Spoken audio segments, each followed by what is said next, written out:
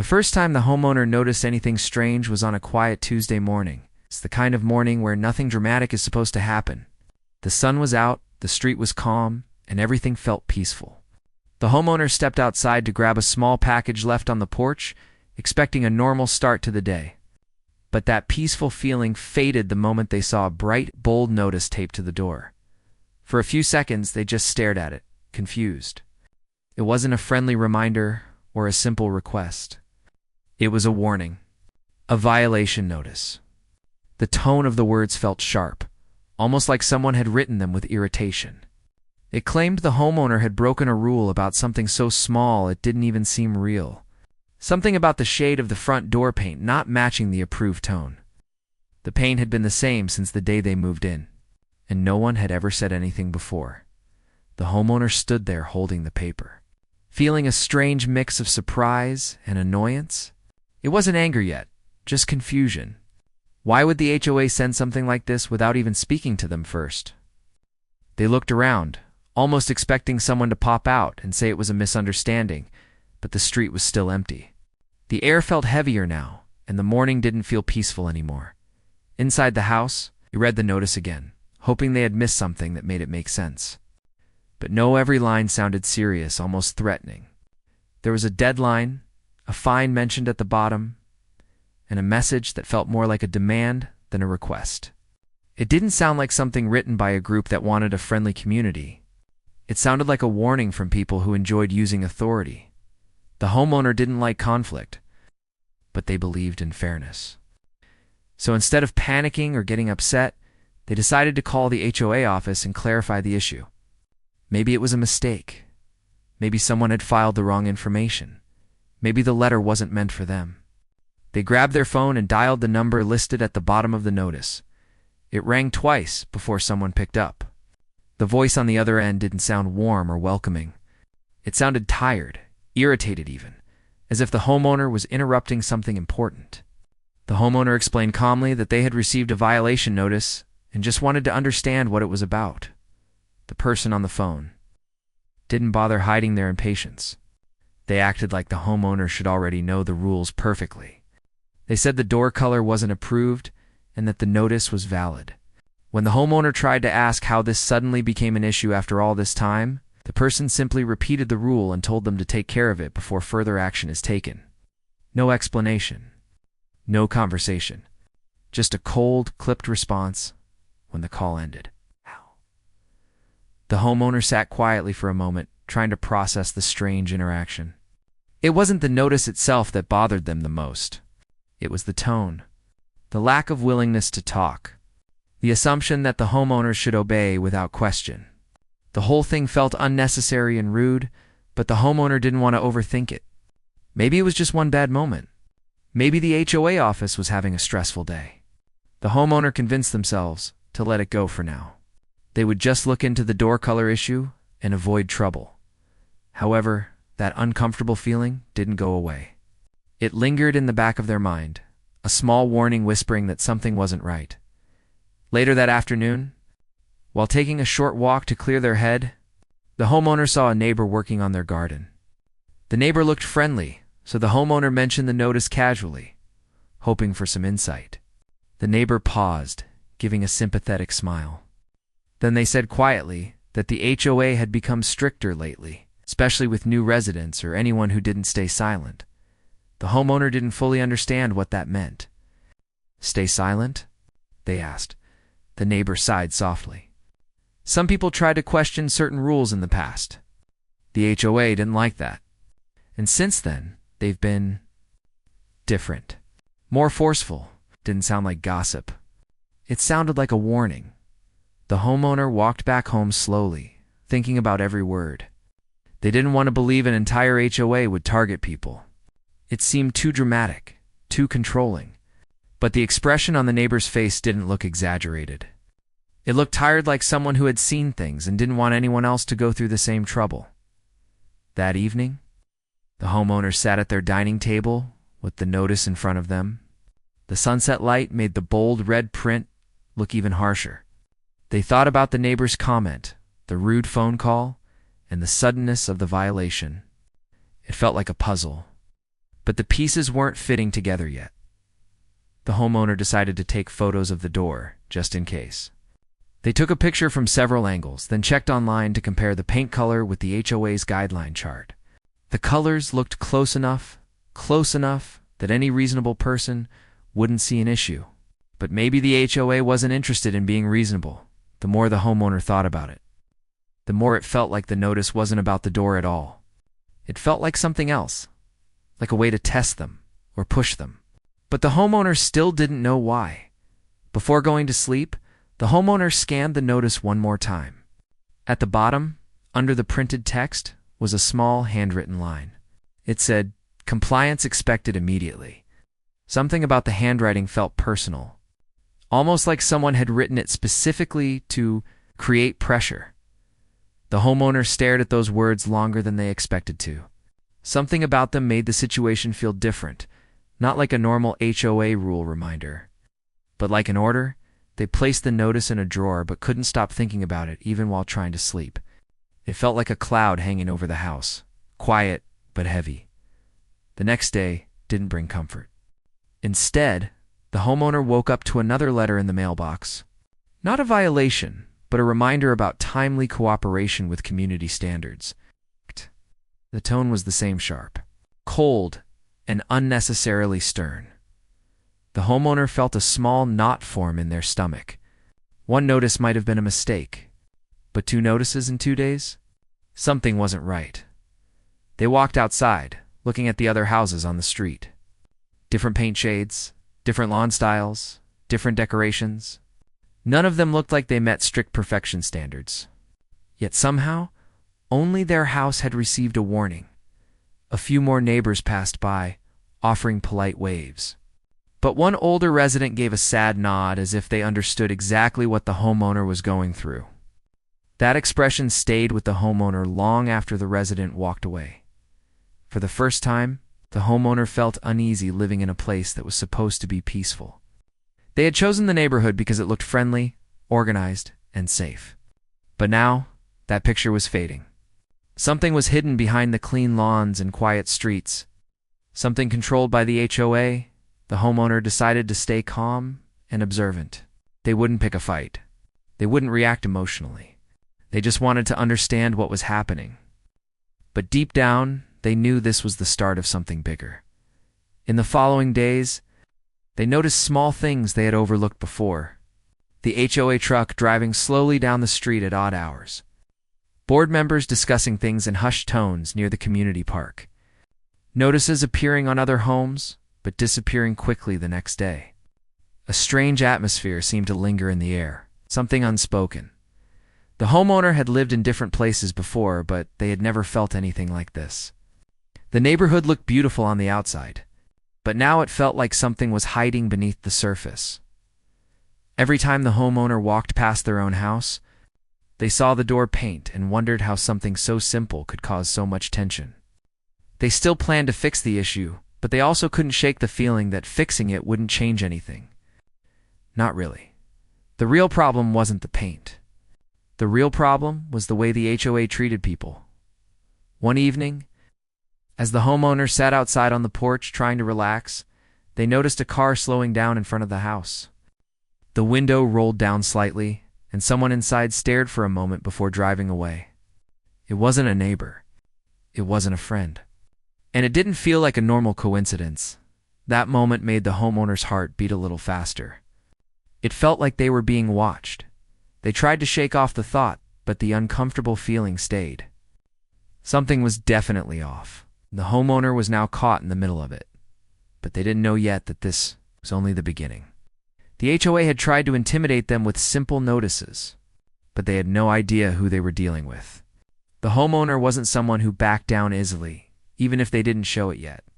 And soon, the HOA would learn that the person they were trying to pressure wasn't going to stay silent. This was just the first chapter of a story. Neither side knew was unfolding. But the ending, though still far away, would be nothing like what the HOA expected.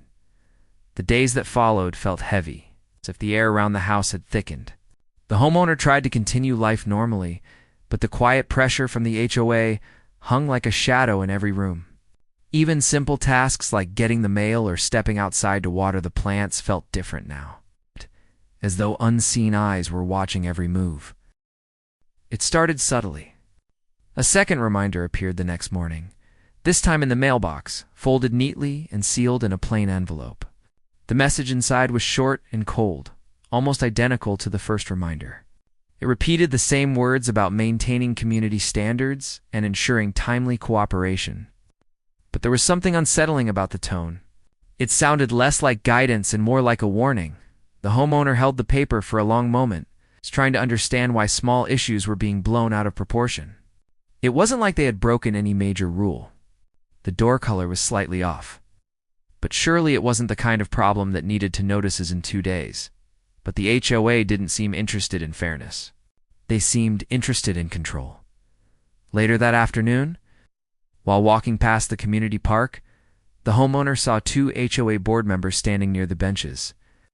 They weren't talking loudly, but their voices carried just enough for certain words to be heard. Words like non-compliance, example, and follow-through. Each phrase made the homeowner's stomach tense. They paused for a moment, pretending to tie their shoe just to listen more clearly. One of the board members glanced around cautiously before leaning closer to the other. Their tone suggested they were talking about someone who wasn't following the rules. Someone they needed to handle properly. The homeowner didn't know for sure they were being discussed. But the timing felt too perfect to ignore. Trying to shake off the moment, they headed home. But the uneasy feeling remained, sitting quietly in the back of their mind like an unwelcome guest. That evening, as the homeowner sat down for dinner, there was a sudden knock at the door. It wasn't loud, but it was firm, like someone wanting to make their presence known. When the homeowner opened the door, they found another envelope on the ground. No one was standing there. The street was empty again. The envelope contained a printed message, this one more direct than the others. It stated that a follow-up inspection would occur soon to confirm progress on the door color issue. No date was given, no time either. Just a vague line that said, "Expect inspection shortly." Felt deliberate, as if the HOA wanted the homeowner to stay alert. Worried about the next knock or visit, the homeowner rubbed their forehead, feeling an ache begin to form. This wasn't how a community should treat people. It didn't feel like a group trying to keep the neighborhood clean. It felt like an organization trying to control someone through intimidation, determined not to let the situation escalate without understanding it fully. The homeowner decided to walk over to a neighbor they had seen a few times, a friendly person who had waved every morning. The neighbor welcomed them with a warm smile. But that smile faded slightly when the homeowner mentioned the notices. The neighbor invited them inside and lowered their voice. "You're not the first," the neighbor said softly, "and you won't be the last." They pick someone every few months. It's like they want to keep people scared. The homeowner leaned forward. "Why would they do that?" The neighbor hesitated before answering. "Power, I guess. Some people like being in charge. They like reminding others that they can make life difficult." The neighbor didn't sound bitter, just tired, like someone who had learned not to fight back because the stress wasn't worth it. The homeowner thanked them and walked home slowly, their mind racing with questions. Why would an HOA target people randomly? What did they gain from pressuring residents? And if everyone knew about this, why had no one stood up to them? As night fell, the homeowner sat on the porch, thinking deeply. They hadn't done anything wrong. They had followed every rule they knew about. And even if the door color needed adjustment, the reaction from the HOA felt far too extreme. Something wasn't adding up. Around 10 p.m., the sound of a slow-moving vehicle drifted down the street. The homeowner glanced up to see the HOA patrol truck creeping along the curb. The headlights were dim, almost intentionally lowered. The driver moved slowly past each house, pausing for a few seconds in front of the homeowner's home before continuing forward. A chill ran down the homeowner's back. This wasn't normal. This wasn't how a neighborhood should feel at night. The next morning brought more tension. Another notice appeared, this time taped onto the garage door. It was worded more sharply than the previous ones, as if the person writing it had grown impatient. The letter accused the homeowner of ignoring directives. Even though barely any time had passed, The homeowner stared at the paper, feeling a strange calm settle over them. Not anger, not fear. Something else, a quiet determination. They folded the notice neatly and placed it in a folder with the others. Every letter, every reminder, every message was kept safely. If the HOA wanted to play this game, the homeowner would at least keep records. Later that day, the homeowner noticed something unusual while walking past the community office. Through the half-open blinds, they saw the HOA president speaking to someone, waving around a stack of papers. The homeowner couldn't hear the words, but the president's expression looked self-satisfied, almost smug. The homeowner didn't stay long. They didn't want to be seen watching. But that small glimpse added more pieces to the puzzle. The HOA wasn't acting out of duty, they were acting out of ego. That evening, as the homeowner watered their plants, a neighbor from 2 houses down stopped by. They looked nervous, glancing around as if afraid someone might be listening. They leaned closer and whispered, "I heard you received notices. Be careful. They don't like when people question them." The homeowner frowned. "Question what? I haven't even said anything." Neighbors shook their head. "That's enough sometimes. Just existing in a way they don't like can make you a target." The homeowner thanked them, but the warning only made things feel more surreal. How could a simple homeowners association create such fear in people? How could small rules become weapons of intimidation? The next day, the situation escalated further. A 4th notice was delivered, this time stating that continued non-compliance could result in additional fines. The homeowner felt heat rise in their chest. Enough was enough. They walked around their house, inspecting every corner to make sure nothing else could be flagged. Everything was clean. Everything was in order. There was no logical reason for the HOA to behave this way. As the homeowner stood in the driveway, the HOA president happened to drive by. Their car slowed down and the president gave a small, tight smile, not a friendly one, but a smile that carried superiority. It was the kind of smile someone gives when they believe they have the upper hand. The homeowner didn't smile back. They simply watched as the car moved down the street. That was the moment something shifted inside them. They realized they weren't dealing with simple rule enforcement. They were dealing with people who had grown far too comfortable with the power they held.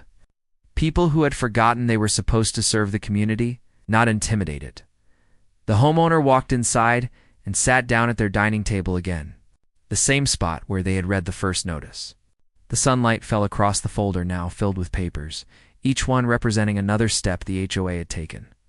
For a long time, the homeowner sat quietly, just thinking. The house was silent, but their thoughts were loud. They weren't a person who liked confrontation. They avoided drama when they could. But they also believed deeply in fairness. And nothing about this situation felt fair.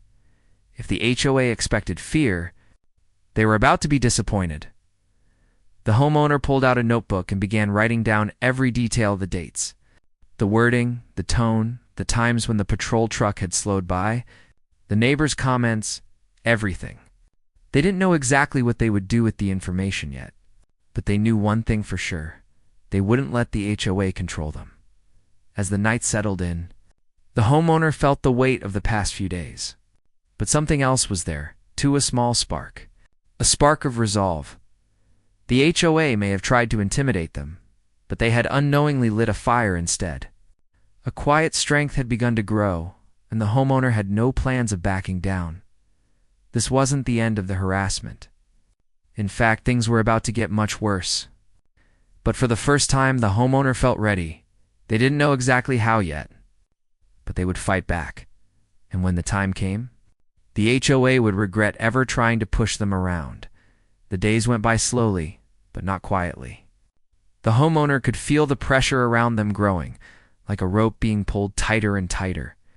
What had started as a simple warning had now turned into something much heavier. But unlike before, the homeowner no longer felt confused or helpless. Now, there was focus, a quiet strength, a decision slowly shaping in their mind.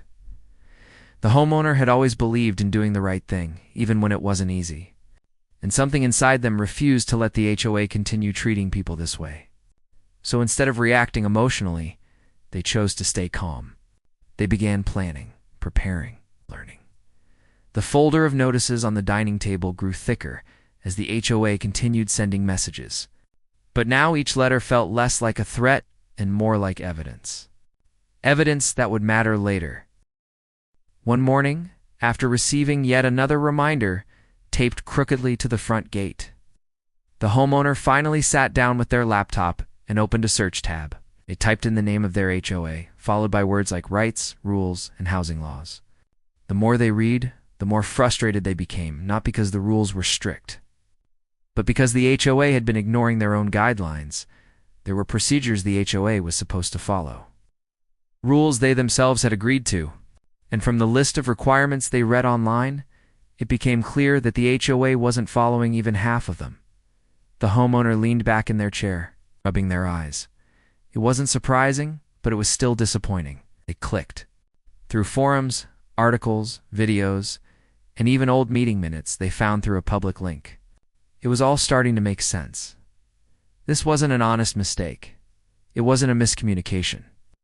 The HOA's behavior was part of a pattern, one they had likely repeated with many residents before. The homeowner opened a new document and began writing everything down: dates, times, quotes, details, anything that could help later. Every sentence, every small observation was recorded carefully. If the HOA wanted to go down this path, they wouldn't be the only ones bringing paperwork. That evening, as the homeowner sat outside with a cup of tea, a soft knock came at the side gate. When they stood up to check, they saw a neighbor who lived 3 houses away, someone the homeowner had only spoken to a couple of times. The neighbor looked around nervously before stepping closer. "Can I talk to you for a moment?" The homeowner nodded and opened the gate. The neighbor lowered their voice. "I heard about what's been happening. The HOA has been doing this for a long time. They count on people being afraid. They count on people giving up because they think fighting back is too difficult." The homeowner listened quietly. The neighbor sighed. "Some of us wanted to do something before, but no one wanted to be the one to start it. I don't know you well, but you don't seem like someone who scares easily." The homeowner didn't respond at first. They simply nodded, thanking the neighbor for their honesty. As the neighbor walked away, the homeowner felt a strange spark inside them, like the beginning of something bigger. The next morning, the HOA patrol truck passed by again, slower than usual. The driver stared at the homeowner's house for several seconds before moving on. The homeowner watched from the window, no longer feeling intimidated. Instead, they felt ready. They made a plan. They gathered every notice in chronological order. They printed out copies of the HOA's rules and compared them carefully with the letters. They highlighted the inconsistencies, the missing steps, the violations of their own protocol. Then they took pictures of the door, the house, the yard, every angle, every detail. Not because they needed to defend themselves, but because they wanted to remove any possible excuse the HOA might use later. Over the next few days, the homeowner began talking to neighbors quietly, one by one, not confronting them, not encouraging rebellion, just listening. And what they heard was the same story repeated over and over. Residents who were fined unfairly, residents who received notices for things that weren't violations, residents who were threatened with penalties for asking simple questions. Some people even avoided leaving their house at certain times because they didn't want to run into a board member. It was unbelievable how many people had suffered in silence. The homeowner made notes of everything. They didn't write names or personal details, just patterns, dates, similar events. They weren't planning to expose anyone. They just wanted to understand how deep the problem went. One evening, while reviewing everything at the dining table, the homeowner felt their heart beat a little faster. Not from fear, but from a strong sense of purpose. They hadn't expected to feel this way, hadn't moved into the neighborhood, thinking they would ever get involved in anything like this. But things had changed. The homeowner finally decided to take the next big step. They sat down at their laptop and drafted a formal complaint. Not emotional, not angry, just clear, calm facts. They included dates, photos, copies of letters, and references to the HOA's own guidelines. When they finished, they read the complaint twice to make sure it was perfect. Then they attached the files and sent the entire package to the city housing office, as well as the state's homeowner association oversight department. The moment they clicked submit, a strange calm washed over them. It was the calm that comes after making a decision you know is right. They leaned back in their chair, feeling the quiet relief of taking action. But the homeowner didn't stop there. The next morning, they requested a copy of recent HOA financial and operational reports. They discovered every resident had something the HOA rarely mentioned, something the board probably didn't want residents to know, to no one's surprise. The HOA delayed the request, claiming the documents were not readily available, but the law was clear. They had to provide them within a certain number of days. The homeowner marked the deadline on their calendar. That afternoon, while walking near the community office, the homeowner saw the HOA president again. This time the president didn't look smug. They looked uneasy, almost irritated, as if something had disrupted their routine. The homeowner didn't say anything. They didn't need to. Their quiet confidence was enough to make the president glance away. A few days passed. The homeowner continued collecting information, organizing documents, and keeping track of every interaction. Everything was handled calmly, without confrontation. One night, as they sat in the living room, reading over some printouts, there was a soft knock at the door. It wasn't threatening like before. It was hesitant, almost shy. When the homeowner opened it, they found another neighbor holding a small notebook. The neighbor offered a small smile. "I heard what you're doing," the neighbor whispered. "If you need any information about what happened last year, I kept some notes." Homeowner felt a warmth in their chest. People were starting to trust them. To believe that someone could finally stand up for them, they invited the neighbor inside and carefully added the notes to their collection. Nothing dramatic, nothing exaggerated, just honest experiences. After the neighbor left, the homeowner sat quietly, looking at the growing stack of information. It was bigger than they expected. The number of people affected was higher than they had imagined. The next morning brought the first sign that their actions were being noticed. A new letter arrived, not a violation notice, but a formal message from the HOA board requesting a meeting. The wording tried to sound professional, but the tone felt nervous.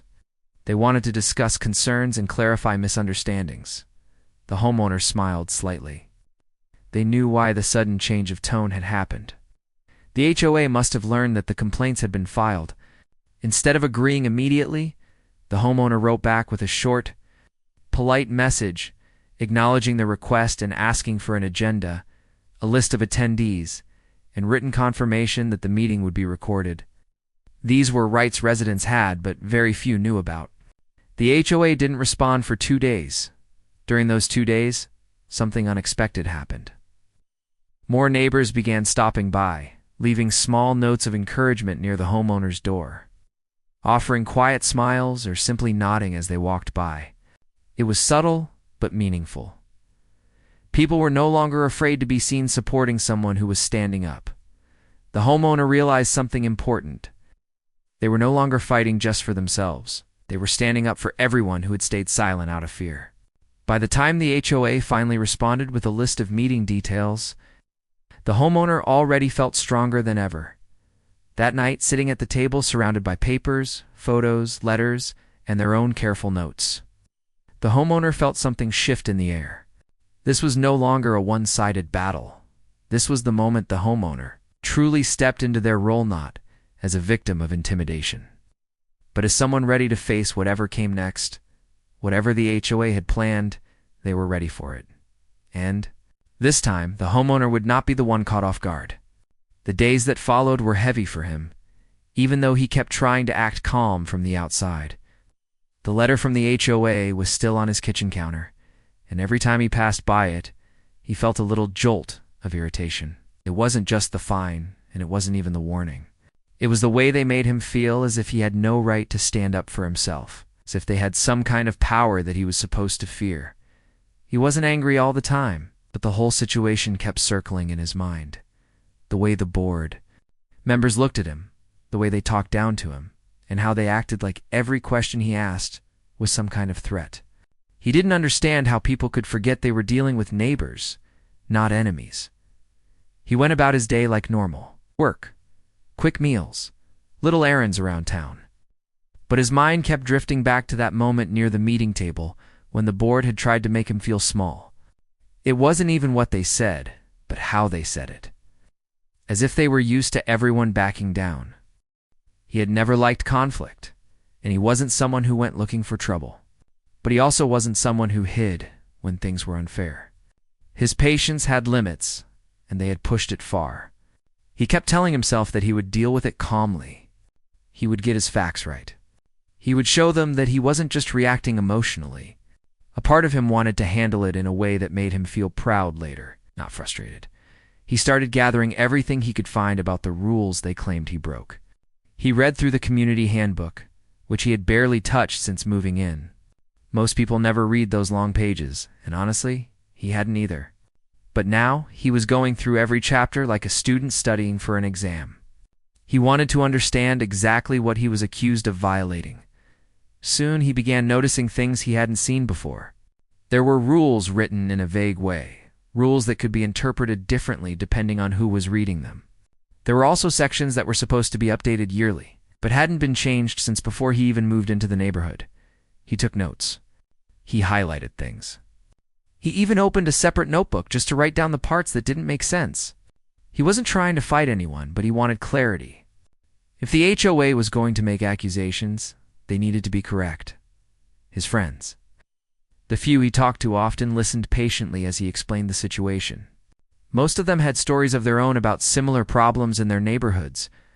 Almost everyone had something to say about HOAs, and none of it was good. One friend laughed and said, "They think they run a whole country inside a neighborhood." That made him laugh too, but underneath the humor, he felt tired. He didn't want drama. He just wanted to live in peace. A couple of days later, he walked around the neighborhood to clear his mind. He took slow steps, paying attention to the quiet of the streets and the familiar sound of birds resting on rooftops. He saw small signs of life everywhere: kids' bikes left by driveways, a couple gardening, someone washing their car. Normal things. Simple things, but as he walked, he noticed something else. Many houses in the neighborhood actually had the same issue he was written up for. The same type of exterior decoration, the same kind of small updates on their property, different colors. Different styles, but definitely not fully in line with the rules. The HOA had claimed were non-negotiable. He paused in front of several houses, looking closely, making sure he was seeing things right. He wasn't being nosy, he was just observing, and what he saw surprised him. If he had really violated a rule, then so had half the neighborhood. A small sense of relief washed over him, but also confusion. Why him? Why now? Why was he the one suddenly being treated like a problem when others had been doing the same things without issues for years? He walked back home with a clearer picture forming in his mind. This wasn't about rules. This was about something else. Maybe the board wanted to make an example out of someone. Maybe they thought he was an easy target because he didn't attend many meetings. Maybe someone on the board simply didn't like him. He didn't want to assume anything, but the pattern was too obvious to ignore. That night, sat down again and began writing everything he had seen. Dates, house numbers, descriptions, nothing overly detailed, just enough to show a pattern of inconsistency. He didn't plan to accuse anyone. He just wanted to be prepared. He knew one thing about dealing with people who acted authoritative. You needed to come with facts. Over the next few days, he felt a little calmer. Not because the problem was solved, but because he had a sense of control. He wasn't going into this blindly anymore. He had information, and he had questions that deserved real answers. The board had scheduled another meeting for the next week. They wanted to review his case. The phrase sounded dramatic, almost silly, but he agreed to attend. He wasn't afraid of them. He wasn't trying to start a fight. He just wanted fairness. The morning of the meeting, he took a deep breath and reminded himself to stay calm. People always reacted better when you spoke with clarity instead of anger. He put all his notes in a folder, double-checked everything, and placed it gently on the table near his keys. He looked around the house for a moment, allowing the quiet to settle him. As the time of the meeting came closer, he felt a slight nervousness in his stomach, but it wasn't fear, it was anticipation. A small voice inside him kept whispering that something felt different this time. Not in a bad way, but as if something good was finally building up behind the scenes. He didn't know it yet. The moment he stepped into that room, things were going to shift. He wasn't just someone standing alone against a group anymore. Something unexpected was waiting for him. Something that would change the direction of everything. But for now, he picked up his folder, straightened his shoulders, and headed toward the meeting, ready to face whatever came next.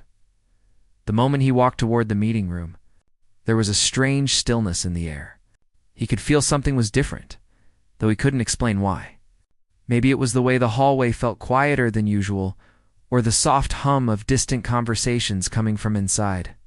He paused for a second, adjusted the folder in his hand, and took a slow breath before stepping forward. When he entered, the board members were already sitting at the long table. Their expressions were unreadable, like they had practiced keeping their faces calm. A couple of them glanced at him briefly, then looked away, almost as if they were unsure how to act. He didn't blame them. Things were shifting, even if they didn't want to admit it. The room wasn't full, but there were a few neighbors sitting in the chairs against the wall. That was the first thing that surprised him. He hadn't expected anyone to show up, especially not for something involving him. But there they were, 3 people he recognized from passing greetings around the neighborhood. They didn't speak, but they gave him small nods, the kind of nods that said they were there because they had heard something and wanted to see how things would unfold. Something inside him relaxed. Not fully, but enough to steady him. He sat down in the chair placed in front of the board. He didn't slouch, but he didn't stiffen up either. He kept a natural posture, his hands resting on his folder. He was prepared, but he wasn't here to argue. He wanted clarity, fairness, and a conversation that made sense. The board president cleared his throat and started with the usual formal words. "We're here to discuss the compliance concern regarding your property." The tone was calm but also distant, like the words were coming from a script. The president continued to talk about standards, rules, community image, the things they usually said whenever someone had a minor issue. He listened carefully and didn't interrupt. When they finally paused, he nodded politely. "I appreciate you explaining everything," he said. His voice was steady, not defensive. "But I'd like to ask a few questions and share what I found." The board members shifted slightly, not expecting him to come in so calmly and prepared. He opened his folder. He didn't slam it or make a dramatic movement. He simply placed it on the table and pulled out the documents he had put together. The room was quiet except for the soft rustle of paper. He began explaining his points slowly, one by one. He pointed out the wording in the handbook that didn't match what was written in the letter he had received. He highlighted sections that were outdated. And then, in the calmest tone possible, he mentioned that several other homes had the same issue, yet no letters had been sent to them. He wasn't accusing anyone. He wasn't calling anyone unfair or unreasonable. He was simply asking for clarity. "Can you help me understand why I was singled out?" He asked gently. The question hung in the air. For a few seconds, no one answered. The board members looked at each other, and he could see a crack in their confidence. Not fear, but hesitation. They weren't used to being questioned like this, especially not with facts and calm reasoning. Then something unexpected. One of the neighbors sitting in the back spoke up. Not loudly, but loud enough for everyone to hear. "He's right," the neighbor said. "My house has the same decoration, and no one sent me anything. And I know at least 3 more houses with similar updates. This doesn't seem fair." Another neighbor nodded. "It looks like he's being treated differently." The board members stiffened, clearly uncomfortable. They had expected a simple meeting, not the community stepping in. The board president cleared his throat again, trying to regain control. "We may have had some oversight," he said. The words were slow, chosen carefully. Oversight. It wasn't exactly an apology, but it was close enough to the truth. He didn't press further. Instead, he kept his tone respectful. "I'm not here to make trouble. I want to follow the rules. But I also want fairness. If something needs to be corrected, I'll correct it. But it should be equal for everyone." The room grew quiet again. But this time, it wasn't cold. It was thoughtful. The board took a few minutes to talk among themselves. Their whispers were low, their faces conflicted. They knew they couldn't push this the way they originally planned. Too many people had seen the conversation. Too many had heard the facts. And the calm way he presented everything made it even harder for them to argue. Finally, the president looked up. "We've decided to remove the fine and withdraw the warning," he said slowly. "We'll also review this section of the handbook to make sure it's clear for everyone." It was small. It was simple. But it meant everything. A quiet wave of relief passed through him. He didn't smile widely, but his shoulders loosened. The tension he had been carrying for days began to fade. "Thank you," he said. And he meant it. Not sarcastically, not bitterly, just a genuine acknowledgement that things had turned in the right direction as he stood up to leave. Something else happened. Something even more surprising. One of the board members, a quieter one who hadn't spoken much, stood up and walked toward him. She looked slightly embarrassed but sincere. "I'm sorry," she said softly. "This should have been handled better." He nodded. "I appreciate you saying that." When he walked out of the room, the neighbors who had come nodded at him again. One of them gave him a small smile, the kind that said, "Good for you." Another gave him a pat on the arm as he passed by. He stepped outside into the fresh air. For the first time in many days, his chest felt light. He walked slowly toward his home, enjoying the quiet evening breeze. As he reached his house, he looked around the neighborhood with a new sense of warmth. It wasn't perfect, and people weren't always easy, but not everyone was against him. Some people cared. Some people paid attention. He realized something important that day. Sometimes standing up for yourself isn't about fighting. It's about showing calm strength, bringing facts, and giving people a reason to listen. And sometimes the ending turns out better than you expect. That night, he made himself a simple dinner and sat by the window. The sky outside was a soft shade of blue, fading toward dusk. He watched the lights in the houses around him flicker on one by one. For the first time in a long time, he felt completely at peace. The HOA had tried to intimidate him, but in the end, fairness won, and the ending was better than perfect.